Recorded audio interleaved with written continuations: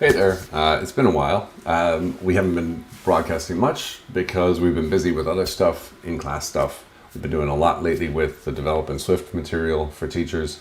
And the reason why we're starting up again and doing some of these live sessions is to talk to you a little bit about teaching code in schools, especially those that have iPad one-to-one programs. Because I know you teachers have loads of free time, and you're saying to yourself, man, I'm really bored. I wish I could add something else to my plate. Why don't I watch some videos on teaching code with iPads? So that's what we're here to do. Now, if you're sitting at home and you've got an iPad of your own and you're like, well, I'm not a teacher, can I still do this? We're gonna walk through all of the materials you have. So yeah, you could learn how to code yourself with your iPad. So we're gonna take a look. Now, I've got one of these. It's about 6 years old now. This thing works brilliantly, and that's what we're going to do all of our work with. You could do it with your own iPad. You could actually do it with a Mac as well, because Swift Playgrounds also runs on the Mac. And that's the primary app that we're going to be using for all of our coding. So why don't we go take a look? All right, so here we go. You might remember this from last time we were live streaming. We've got our Swift Playgrounds app. So if I open that up, we're going to see there's a few extra things here. There's an app section and a playground button as well, so we can create apps on our iPad now with Swift Playgrounds, which is an amazing new capability. What we're going to walk through is things like getting started with apps, getting started with code, and all the different things you can do with your iPad, especially if you have them in a classroom. Maybe you're not teaching coding, maybe you're teaching some other subject. Well, we're going to take a look at what you can do with these apps to fit this into your curriculum and let your students create in slightly different ways. Before we jump into any of those, though, because we're not going to go too deep today, these will be fairly short sessions because I know you have a limited amount of time. If I go down to the books application, there are a whole bunch of books in the bookstore related to coding. Now, what I've been teaching a lot lately is the Develop in Swift fundamentals, or explorations, or data collections, and those all require Xcode and a Mac. Now, we can build some amazing applications that way, but in the last year, Swift Playgrounds 4 has come out, and with that, we're able to build our own apps. It's a slightly different way of building apps than we've looked at in Develop in Swift, but it's just as valid, and it's just a way of getting our ideas out there and those apps in the hands of people. So if you're brand new to coding, where you probably want to start is up here with Everyone Can Code Puzzles. If you've had a bit of experience, it's worth checking out Everyone Can Code Puzzles and then maybe moving on to Everyone Can Code Adventures. We'll probably touch on both of these over the next little while. And we'll also look at some of these and how we can use the lessons that we have there and apply them on an iPad as well. So that's the books that we can take a look at. But the nice thing about this is that we actually don't need the books. We could go straight to Swift Playgrounds. So we're going to go back to Swift Playgrounds. If you don't have this just yet, you're just going to go down to See All. And we have, of course, all of the different playgrounds that Apple offer and other third parties offer as well. You can see that we've got our own Code Hub, Swift Playgrounds in there, MeBot, different books. The more advanced playgrounds where we show off the ability to use animated images, some Swift UI tips and tricks, and also using UI views. So we get a little bit more sophisticated with our playgrounds in this Adventures section. So up here, Get Started with Code is going to be our first stop. Now, I've tried to make this a little bit easier. Since this is just an introductory session showing you kind of what we're going to be talking about, giving you a bit of a map. I've created a little map to coding, and I'll put the URL in the description later. It's up on the codehub.ie. It's called Map to Coding. And we have a little map where we've tried to imagine your journey from, I don't know anything about coding just yet, to I want to build some apps. And now we have our first sort of set of runs on the mountain that use just Swift Playground. So that's kind of what we're going to take a look at over the next little while. Just some of the materials that are out there and materials that you can create yourself. Now this is the more advanced where we start using Xcode. We also use Swift Playgrounds in this level as well.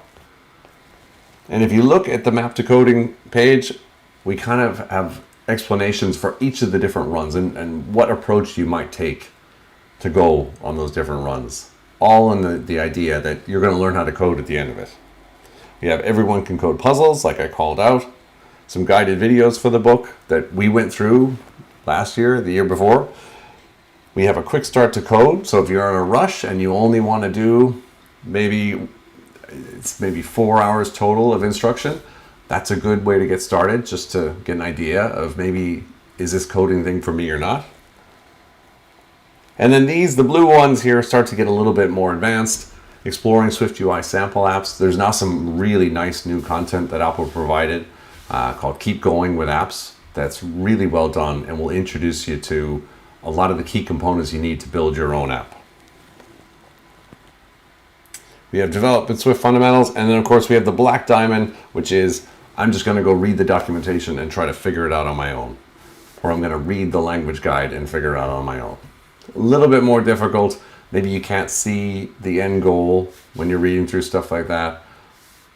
But if you mix that with some of the other paths, it'll make a lot more sense, and you'll say, oh, right, I know where to jump to in the documentation now. I want to do something with the vision framework. I want to detect trajectories of objects in my camera view. Okay, well, let's use the vision framework there. But again, that's much more advanced stuff. So with this little handy map in mind, we can go back to Swift Playgrounds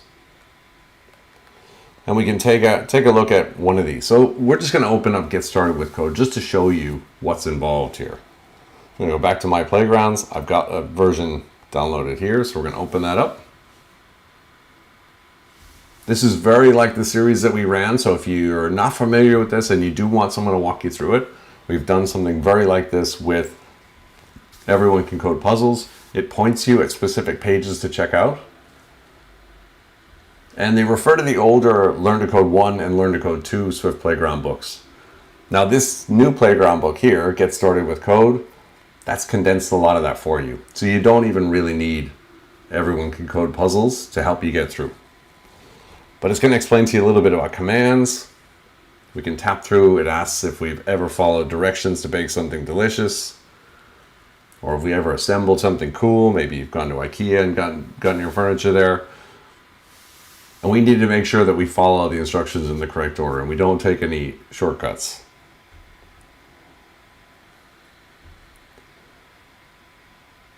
So this is a great thing to show in your classroom if you're a teacher, or if you're learning yourself. This is actually a really good way to think about what we're going to be doing when we write code. We can see some of the syntax and what our code is going to look like. And we note those match together words because we can't have spaces in our command names, because we're going to start to write some of those ourselves. And then we start coding. So I'm just going to tap on that button there. And if you've done Learn to Code 1, all this stuff is taken from those Playground books. So all of this stuff should be familiar. So maybe this is a refresher for you. And if you want to see, well, what else is there? Okay, cool, we've got issuing commands. I could arrow through and check out what's in each step along the way. You can also tap on this button up here, and it'll show you the list of files. So we've got commands, we've got for loops, we've got conditional code, logical operators, variables, types, initialization, functions. There's a lot going on here, parameters. And by the time we're done, all of that stuff will make perfect sense to us. And we don't have to go through all of it to start getting into code. We'll just kind of pick it up as we go. So here it's just asking me to enter in the correct combo of commands to move byte forward to get that gem. So we're not going to do that in this session. This session is really just to introduce it. I'm going to be coming back on live, and of course these will be available later, where we're going to walk through some of the materials. We'll go through Get Started with Code. We'll go through Get Started with Apps, because that's the new material, and that's going to introduce to you, how do I build apps on my iPad? That'll be coming up. There'll be fairly short little bite-sized pieces of content I think we'll have a lot of fun. I'm really excited to get back on the horse and start showing off this material again, because I think if you have iPads in your school or iPads lying around your house, it's kind of a shame that you're not using one of these amazing tools that's available on the device for free with all this incredible content that can really unlock some amazing abilities for you. All right, so that's it for today. Like I said, short and sweet, and we'll see you again soon.